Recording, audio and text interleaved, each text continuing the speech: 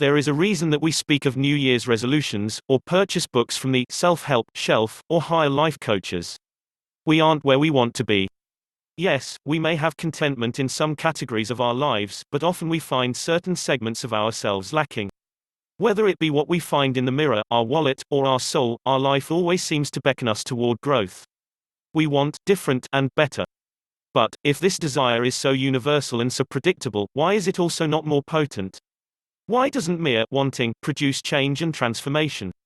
1. Often we don't know the how behind the change. We know where we are, and what we long for, but we seem to be without compass, map, or adequate orienteering skills. We are tired of our reality and ready to make it different, but we simply don't know what will get us there. It doesn't help that we are often overwhelmed by information, creating too many options, many of which are contradictory or ill-conceived. Which diet or exercise plan should we embrace? What kind of time management philosophy will really work for me? Finally, we succumb to the paralysis induced by an unlimited supply of choices, and we lie in the fetal position wishing we had never had these longings. 2. Our words and our habits communicate conflicting desires. Often when we see what others would consider legitimate options, we discount them because it would negate another unwritten want. We become a casualty in the war of competing desires, never allowing one to oppress the others.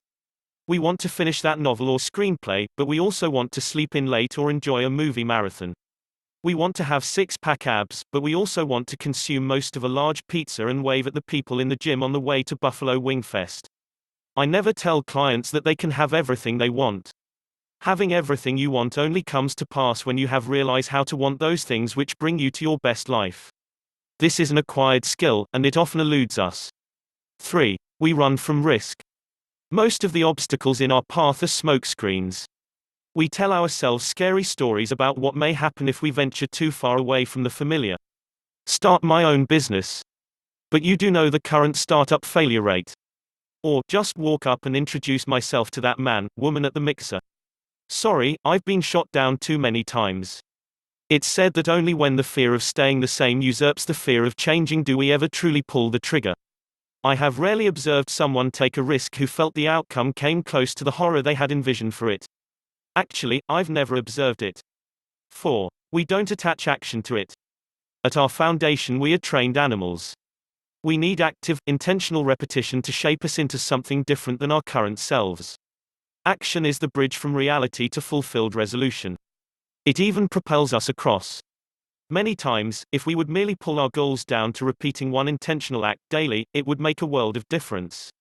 What if we merely committed to smiling to one not yet known person or one person who would normally threaten us every day? What if we chose to concentrate on learning our second language each day instead of watching a 1-hour television show? Imagine the difference it would make on our health if we committed to taking the dog for a 30-minute walk every day.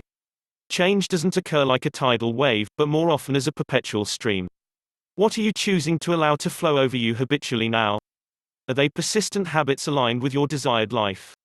5. We rely entirely on our own power. Change is communal. When we stare down the barrel of transformation, we must be counting the people who consider themselves sidekicks. At our core, we want to be eventful in the personal development of those we love and for whom we care. A quick litmus test of friendship is sharing your desired life and the goals which would catapult you there. You will find some who taunt, some who yawn, and some who make their way to the finish line to witness your celebration. Stick with the latter crowd and you'll enjoy your ticker tape parade. For more, click the link in the description.